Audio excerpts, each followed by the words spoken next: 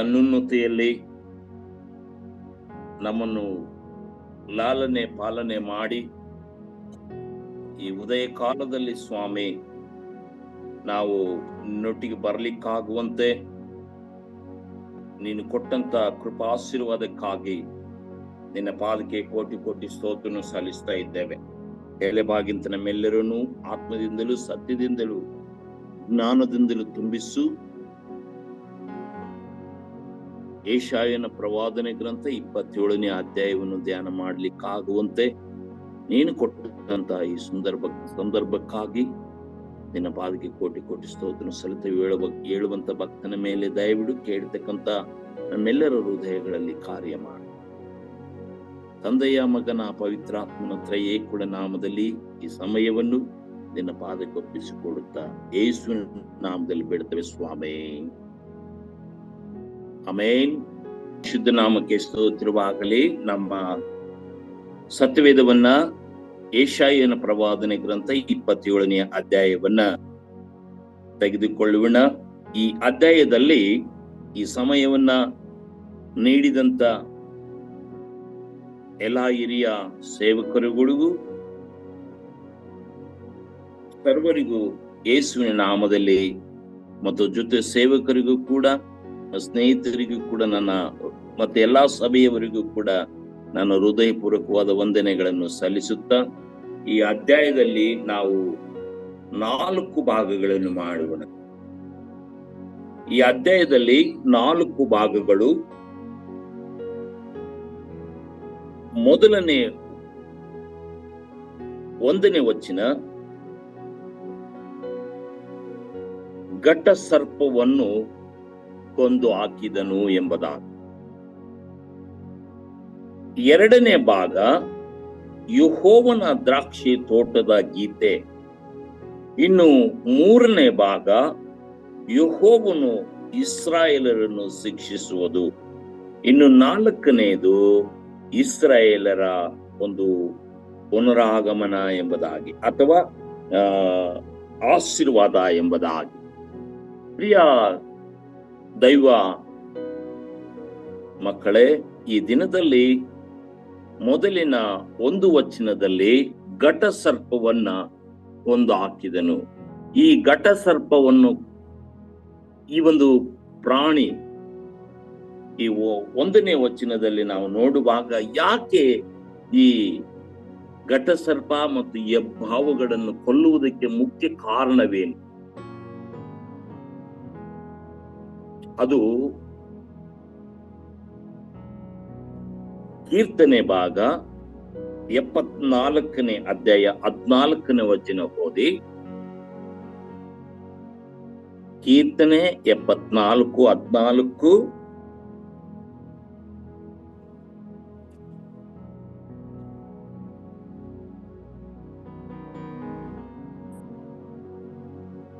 Hello. ಲಿವ್ಯಾತಾನನ ಶಿರಖಂಡನ ಮಾಡಿ ಅಡವಿಯ ಮೃಗ ಸಮುದಾಯಕ್ಕೆ ಚಿನ್ನ ಕೊಟ್ಟವನು ನೀನು. ಆ ಒಂದು ಭಾಗದಲ್ಲಿ ನಾವು ನೋಡ್ತೇವೆ, ಇದು ಲೀಲತಾನ ಎಂತಕ್ಕಂತ ವಿಕಾರವಾದಂತ ಪ್ರಾಣಿ, ಬಲಾಢ್ಯವಾದಂತ ಪ್ರಾಣಿ. ಇಂಥ ಪ್ರಾಣಿಯನ್ನ ಮತ್ತು ಇಲ್ಲಿ 2 ಪ್ರಾಣಿಗಳಿದಾವೆ. ಒಂದು ಘಟಸರ್ಪ, ಇನ್ನ ಒಂದು ಹೆಬ್ಬಾವು. ಇವು ಬಹಳ ಬಲಾಢ್ಯವಾದಂಥವು. ಇದು ನಮ್ಮ ಜೀವಿತದಲ್ಲಿ, ನಮ್ಮ ಬ್ರತಿಕಿನಲ್ಲಿ, ನಮ್ಮ ಸಭೆಯಲ್ಲಿ, ನನ್ನ ಜೀವಿತದಲ್ಲಿ ಮುಖ್ಯವಾಗಿ ಏನಿದೆ ಅಂದ್ರೆ ಕಠಿಣತನ ನಮ್ಮಲ್ಲಿದೆ. ಈ ಘಟಸರ್ಪ ಹೆಬ್ಬಾವುಗಳು ಯಾವ ರೀತಿಯಲ್ಲಿ ಬಲಶಾಲಿಗಳಾಗಿದ್ದಾವೋ, ಲೀಲಾತಾನನ ಒಂದು ಪ್ರಾಣಿ ಯಾವ ರೀತಿಯಲ್ಲಿ ಇದೆಯೋ ಅದೇ ರೀತಿಯಲ್ಲಿ ನಿನ್ನ ಜೀವನ ದೇವರಿಗೆ ಬಗ್ಗದಂತಹ ಪ್ರಾಣಿಗಳು ನಾವೆಲ್ಲರೂ. ಮಾನವನಾದಂತ ನಾವು ಪ್ರತಿಯೊಬ್ಬೊಬ್ಬರು ಕಠಿಣತನ ನಮ್ಮಲ್ಲಿದೆ. ಈ ಕಠಿಣತನವನ್ನ ಹೋಗಲಾಡಿಸುವುದಕ್ಕಾಗಿ ಯೆಶಾಯನು ಪ್ರವಾದನೆಯನ್ನು ನುಡಿಯುತ್ತಾನೆ. ಯೆಶಾಯನು ಆ ಇಸ್ರಾಯೇಲ್ ಜನಾಂಗದವರೆಗೂ ಯೆರೂಸಲೇಮಿನ ಇಲ್ಲಿ ವಾಸ ಮಾಡತಕ್ಕಂತ ಮತ್ತು ನಾವು ಈ ಲೋಕದಲ್ಲಿ ವಾಸ ಮಾಡುವಂತ ನನಗೂ ನಿನಗೂ ಪ್ರತಿಯೊಬ್ಬೊಬ್ಬರಿಗೂ ಕೂಡ ದೇವರು ಹೇಳುವಂತ ಪ್ರವಾದನೆ ಏನಪ್ಪಾ ಅಂತ ಹೇಳಿದ್ರೆ, ನಿನ್ನಲ್ಲಿರುವಂತ ಕಠಿಣತನವನ್ನ ತೆಗೆದುಹಾಕು,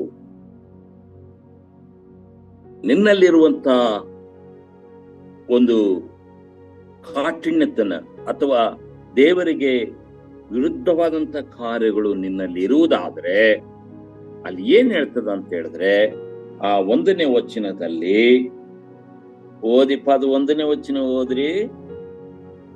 ಆ ದಿನದಲ್ಲಿ ಯೆಹೋವನು ಕಠಿಣವೂ ಮಹತ್ತು ಬಲವೂ ಆಗಿರುವ ತನ್ನ ಖಡ್ಗದಿಂದ ವೇಗವಾಗಿ ಓಡುವ ಸರ್ಪ, ಡೊಂಕಾಗಿ ಹರಿಯುವ ಸರ್ಪ, ಈ 2 ಹೆಬ್ಬಾವುಗಳನ್ನು ಒಡೆದು ಮಹಾನದಿಯಲ್ಲಿನ ಸರ್ಪವನ್ನು ಕೊಂದು ಹಾಕುವ. ಅಲ್ಲಿ ಕಠಿಣತನ ಹೆಂಗಂತ ಹೇಳಿದ್ರೆ, ವೇಗವಾಗಿ ನಾವು ಓಡ್ತೇವೆ, ನಮಗೆ ಜ್ಞಾನ ಇದೆ, ನಮಗೆ ತಿಳುವಳಿಕೆ ಇದೆ, ನಾವು ಹೇಗಾದ್ರೂ ಮಾಡಬಹುದು ಎಂಬುದಾಗಿ ವೇಗವಾಗಿ ಹೋಗ್ತಾ ಇದ್ದೇವೆ. ಈ ಲೋಕದಲ್ಲಿ ಹೆಂಗಾದ್ರೂ ಹೋಗ್ಬೋದು ಎಂಬುದಾಗಿ ವೇಗವಾಗಿ ಓಡುತ್ತವೆ. ಆಮೇಲೆ ಇನ್ನ ಒಂದು ಅಂಕ ಡೊಂಕಾಗಿ ಸೊಟ್ಟಬಟ್ಟ ಹೋಗ್ತಿರ್ತವೆ. ಆದ್ರೆ ಇವುಗಳನ್ನ ದೇವರು ಸಹಿಸದೆ ಆತನು ತನ್ನ ಖಡ್ಗವನ್ನ ಹಿಡಿದು ಆತನು ಕಡಿದು ಹಾಕುತ್ತಾನೆ ಎಂಬುದಾಗಿ ಈ ಒಂದು 1ನೇ ವಚನದಲ್ಲಿ ಆ ಪ್ರವಾದನೆ, ಯೆಶಾಯನು ನಿನ್ನನ್ನ ನಾನು ಎಷ್ಟು ಡೊಂಕಾಗಿದ್ರು, ನನ್ನಲ್ಲಿ ಎಷ್ಟು ಕಠಿಣತನ ಇದ್ದರೂ ಕೂಡ ದೇವರು ನನ್ನನ್ನ ಕಾಪಾಡುವುದಕ್ಕಾಗಿ, ನನ್ನನ್ನು ತಿದ್ದುವುದಕ್ಕಾಗಿ ದೇವರು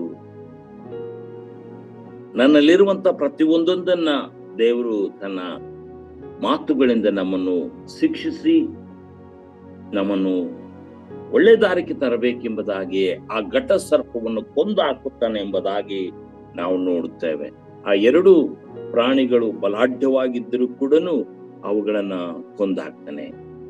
ಇನ್ನು 2ನೇ ಭಾಗಕ್ಕೆ ನಾವು ಬರುವಾಗ, 2ನೇ ಭಾಗದಲ್ಲಿ ವಚನ 2ರಿಂದ 6ರವರೆಗೂ ಯೆಹೋವನ ದ್ರಾಕ್ಷಿಯ ತೋಟ ಅಥವಾ ಯೆಹೋವನ ಸಭೆ,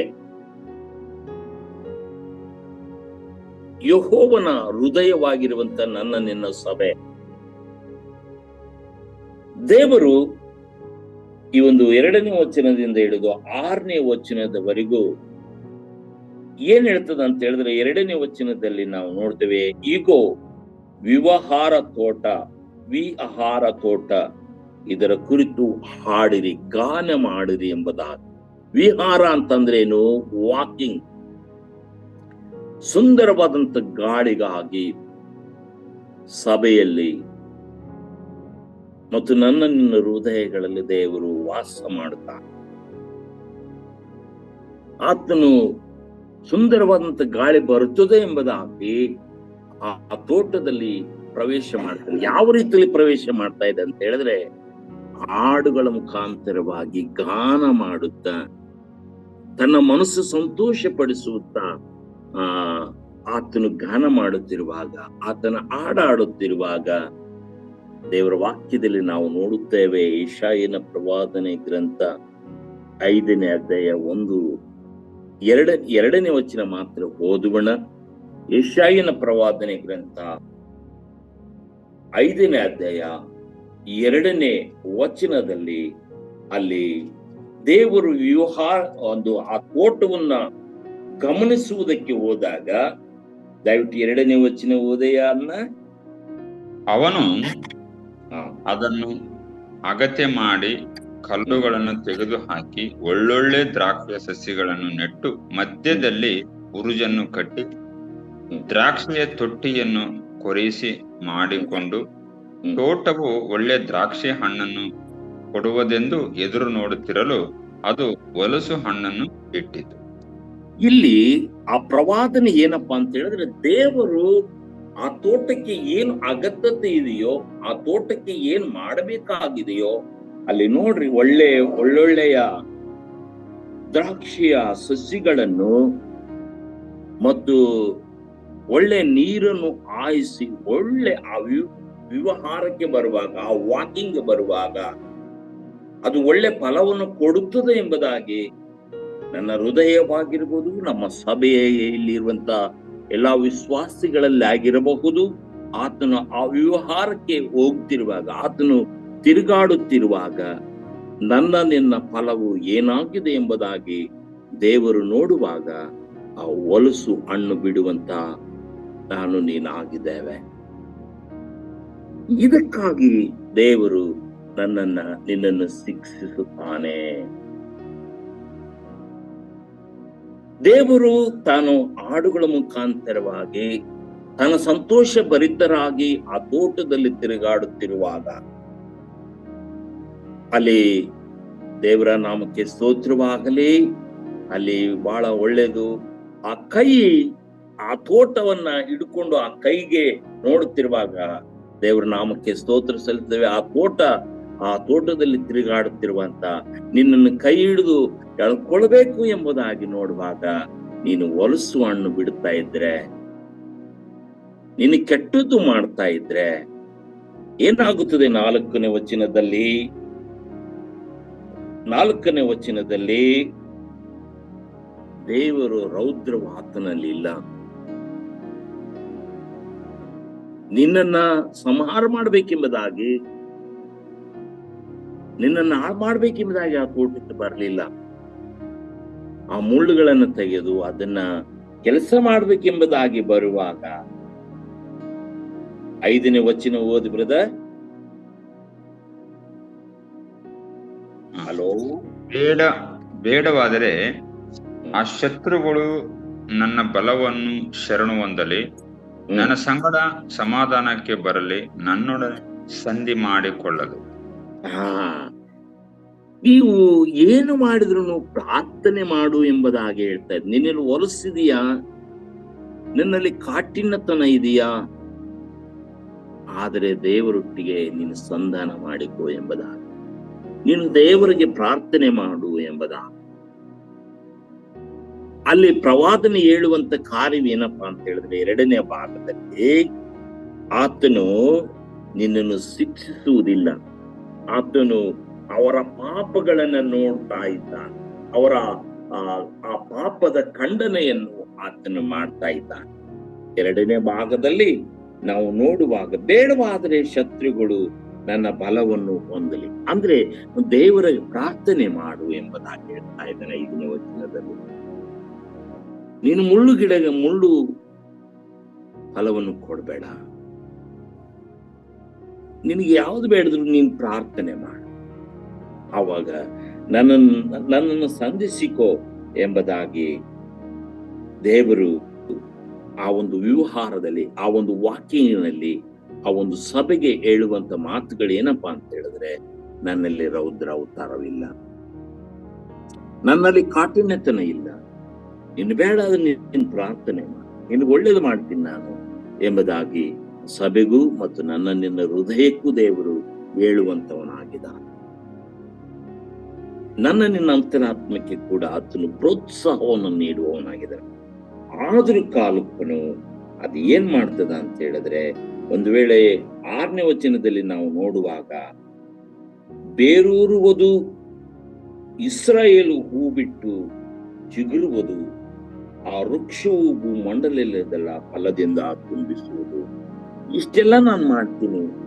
ಇಸ್ರಾಯೇಲ್ ಜನಾಂಗದವ್ರನ್ನ ಐಗುಪ್ತ ದೇಶದಿಂದ ಕರ್ಕೊಂಡು ಬಂದು ಆತನು ಈ ಹಾಡಿನಲ್ಲಿ ನಿನ್ನನ್ನು ಆ ರೀತಿಯಲ್ಲಿ ಪಾಲನೆ ಮಾಡಿದ್ದೇನೆ ನಾನು. ನಿನ್ನಲ್ಲಿರ್ತಕ್ಕಂಥ ಎಲ್ಲ ಮುಳ್ಳುಗಳನ್ನು ತೆಗೆದುಹಾಕಿದೆ, ಪ್ರತಿಯೊಂದು ಮಾಡಿದೆ, ನನ್ನಲ್ಲಿ ಕೈ ಜೋಡಿಸು ಎಂಬುದಾಗಿ. ಇಲ್ಲದ್ರೆ ನಿನಗೆ ಶಿಕ್ಷೆ ಬರುತ್ತದೆ, ನಿನಗೆ ಖಂಡಿತ ಶಿಕ್ಷೆ ಬರುತ್ತದೆ. 1ನೇ ಭಾಗದಲ್ಲಿ ನಾವು ನೋಡ್ತೇವೆ, ಘಟ ಒಂದು ಕಾಠಿಣತನ ಇರುವಾಗ ಅದು ಕೊಂದು ಹಾಕುತ್ತಾನೆ. 2ನೇದಾಗಿ ಆ ಹಾಡುಗಳ ಮುಖಾಂತರವಾಗಿ ನಿನ್ನನ್ನು ಪ್ರೋತ್ಸಾಹಿಸ್ತಾ ಇದ್ದಾನೆ, ನೀನು ಹಾಳಾಗ್ಬೇಡ. ನೀನು ಹಾಳಾಗ್ಬೇಡ ಎಂಬುದಾಗಿ. ಇನ್ನು 3ನೇ ಭಾಗಕ್ಕೆ ನಾವು ನೋಡುವಾಗ ದೇವರು ಇಸ್ರಾಯೇಲರನ್ನ ಶಿಕ್ಷಿಸ್ತಾನೆ.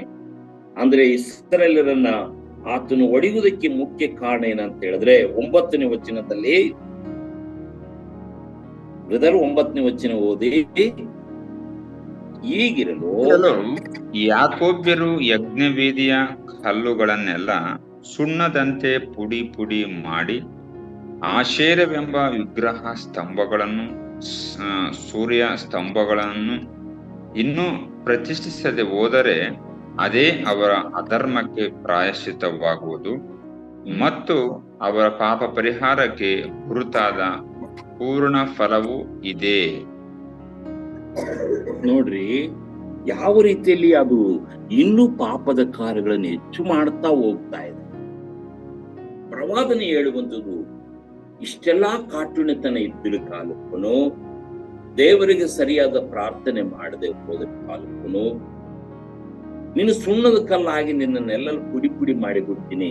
ಅಲ್ಲಿ ದೇವರ ವಾಕ್ಯ ಹೇಳ್ತದೆ, ಇದೇ ಅಧ್ಯಾಯದಲ್ಲಿ ನಾವು ನೋಡ್ತೇವೆ, ನಿನ್ನನ್ನು ನಾನು ಸುಟ್ಟು ಬಿಡ್ತೀನಿ ಎಂಬುದಾಗಿ 4ನೇ ವಚನದಲ್ಲಿ ನೋಡ್ತೇವೆ.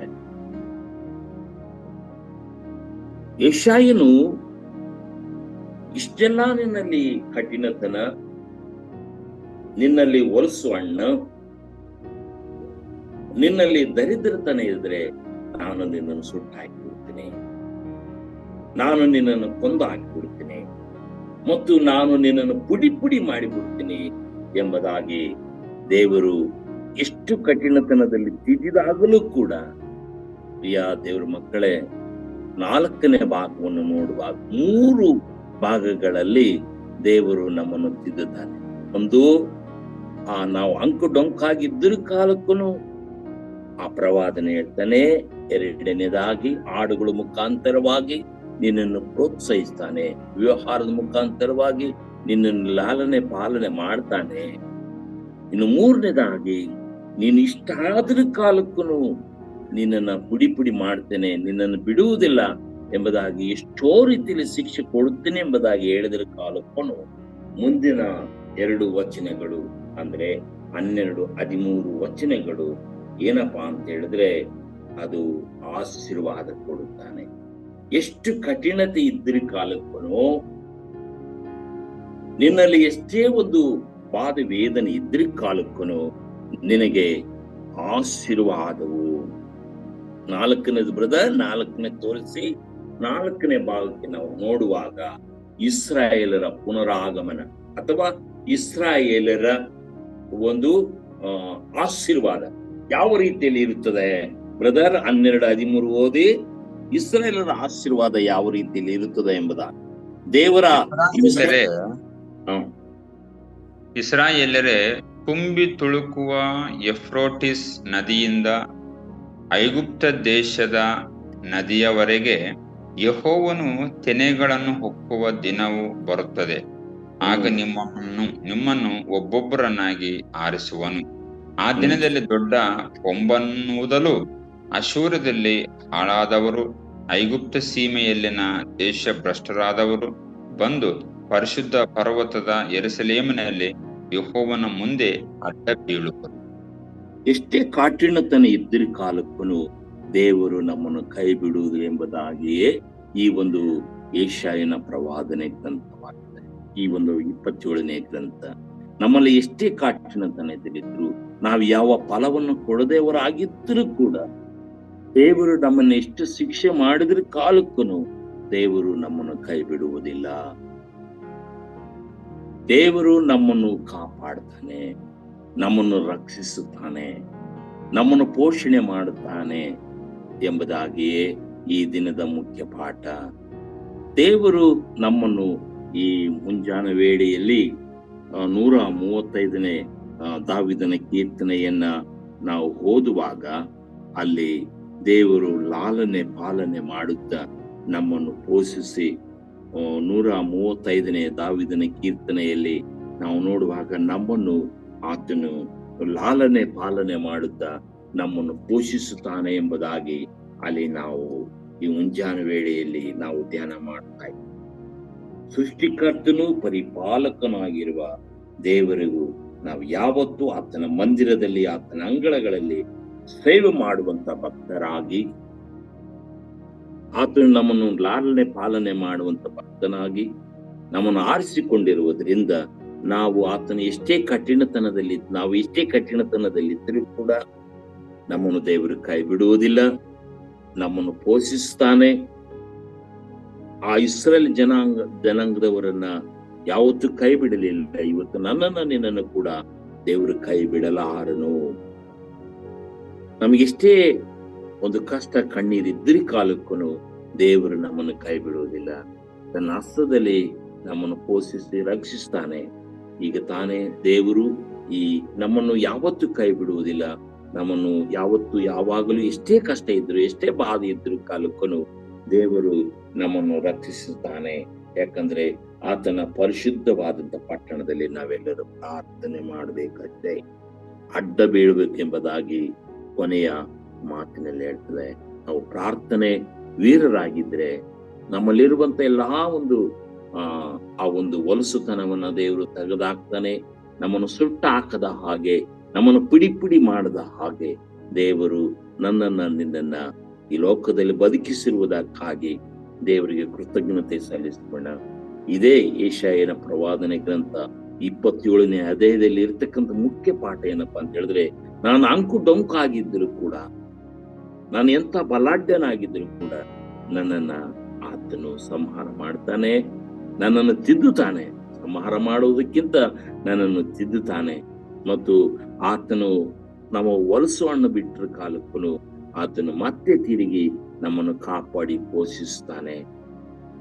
ನಮ್ಮನ್ನು ಸುಟ್ಟು ಹಾಕುವುದಿಲ್ಲ, ನಮ್ಮನ್ನು ಪುಡಿ ಮಾಡುವುದಿಲ್ಲ. ಆತನು ನಮ್ಮನ್ನು ಲಾಲನೆ ಪಾಲನೆ ಮಾಡುತ್ತಾನೆ ಎಂಬುದಾಗಿ ದೇವರು ಈ ಉದಯ ಕಾಲದಲ್ಲಿ ನಮ್ಮೆಲ್ಲರನ್ನು ಆಶೀರ್ವಾದ ಮಾಡಲಿ. ಪ್ರಾರ್ಥನೆ ಮಾಡುವನ. ಪರಮ ಪವಿತ್ರನಾದಂತ ದೇವನೇ, ಲೋಕರಕ್ಷಕನಾದಂತ ಸ್ವಾಮಿ, ತಲೆಬಾಗಿದಂತ ನಮ್ಮೆಲ್ಲರಿಗೂ ಅಪ್ಪ, ಯೆಶಾಯನ ಪ್ರವಾದನೆ ಗ್ರಂಥ 27ನೇ ಅಧ್ಯಾಯದಲ್ಲಿ ನಮ್ಮ ಜೀವಿತವು, ನಮ್ಮ ಸಭೆಗಳು, ನಾವು ಎಷ್ಟು ಅಂಕು ಡೊಂಕಾಗಿದ್ದರೂ ಕೂಡ ನೀನು ನಮಗೆ ಒಂದಲ್ಲ ಒಂದು ರೀತಿಯಲ್ಲಿ ಶಿಕ್ಷೆ ಕೊಟ್ಟರು ಕೂಡ ನಮ್ಮನ್ನು ಹಾಳು ಮಾಡದೆ, ಅಪ್ಪ, ನಾವು ನಿನ್ನ ತೋಟವಾಗಿದ್ದೇವೆ, ನಿನ್ನ ಉದ್ಯಾನದಲ್ಲಿ ನಾವು ಜೀವನ ಮಾಡುತ್ತಿದ್ದೇವೆ. ನಾವು ಹೊಲಸು ಹಣ್ಣು ಬಿಡದೆ ಪರಿಶುದ್ಧರಾಗಿ ಜೀವಿಸುವಂತೆ ನಮ್ಮನ್ನು ಸುಟ್ಟು ಹಾಕಲಿಲ್ಲಪ್ಪ, ನಮ್ಮನ್ನು ಪುಡಿ ಮಾಡಲಿಲ್ಲಪ್ಪ, ನಮ್ಮನ್ನು ಕಾಪಾಡಿದೆ ಅಯ್ಯ, ನಮ್ಮನ್ನು ರಕ್ಷಿಸಿದೀಯಪ್ಪ. ಈ ಉದಯ ಕಾಲದಲ್ಲಿ ಸ್ವಾಮಿ 27ನೇ ಯೆಶಾಯನ ಪ್ರವಾದನೆ ಗ್ರಂಥ, ನಿನ್ನನ್ನು ಪೋಷಿಸ್ತೇನೆ, ನಿನ್ನನ್ನು ಲಾಲನೆ ಪಾಲನೆ ಮಾಡ್ತೇನೆ, ನೀನು ನನಗೆ ಅಡ್ಡಬೇಡು, ಶರಣಾಗು ಎಂಬುದಾಗಿ. ಹೌದು ಸ್ವಾಮಿ, ಇಲ್ಲಿ ತಲೆಬಾಗಿಂತ ನಾವೆಲ್ಲರೂ ನಮ್ಮಲ್ಲಿ ಒಂದಲ್ಲ ಒಂದು ರೀತಿಯಲ್ಲಿ ತಪ್ಪು ಅಭಿಪ್ರಾಯಗಳು ಉಂಟು. ಅವುಗಳೆಲ್ಲವನ್ನು ಮನ್ನಿಸುತ್ತಾ, ಅವೆಲ್ಲವನ್ನು ಕಾಪಾಡುತ್ತಾ ದೇವರೇ ನಮ್ಮನ್ನು, ನಮ್ಮ ಅಗತ್ಯತೆಗಳನ್ನು ನೆರವೇರಿಸಿಕೊಟ್ಟು ಬಂದು ನಮ್ಮನ್ನು ಪೋಷಿಸುತ್ತಿರುವುದಕ್ಕಾಗಿ ಈಗ ತಲೆಬಾಗಿಂತ ಪ್ರತಿಯೊಂದು ಕುಟುಂಬದಲ್ಲಿ, ಪ್ರತಿಯೊಂದು ಮಕ್ಕಳಲ್ಲಿ, ಪ್ರತಿಯೊಂದೊಂದು ಸಭೆಯಲ್ಲಿ ಇರುವಂತ ಎಲ್ಲಾ ಸಮಸ್ಯೆಗಳಿಂದ ಬಿಡುಗಡೆ ಕೊಡು, ಶಾಂತಿ ಕೊಡು, ಸಮಾಧಾನ ನೀಡುತ್ತೆ ಎಂಬುದಾಗಿ ನಮ್ಮನ್ನು ಸುಟ್ಟು ಹಾಕದೆ, ನಮ್ಮನ್ನು ಪುಡಿ ಮಾಡದೆ, ನಮ್ಮಲ್ಲಿರುವಂತ ಕಠಿಣತನವನ್ನ ತೆಗೆದು ಹಾಕುತ್ತಾ ನಿನ್ನ ಮುಂದೆ ಅಡ್ಡ ಬೀಳಲು ಬಂದೇವೆ. ನಮ್ಮೆಲ್ಲರನ್ನು ಪೋಷಿಸಿ ರಕ್ಷಿಸುತ್ತೆ ಎಂಬುದಾಗಿ ಪ್ರಭರಕ್ಷಕನು ಗುರುವಡಿಯನಾದಂತ ಯೇಸುವಿನ ಒಂದೇ ನಾಮದಲ್ಲಿ ಬೇಡಿ ಬಂದಿದ್ದೇವೆ ಸ್ವಾಮಿ. ಆಮೆನ್.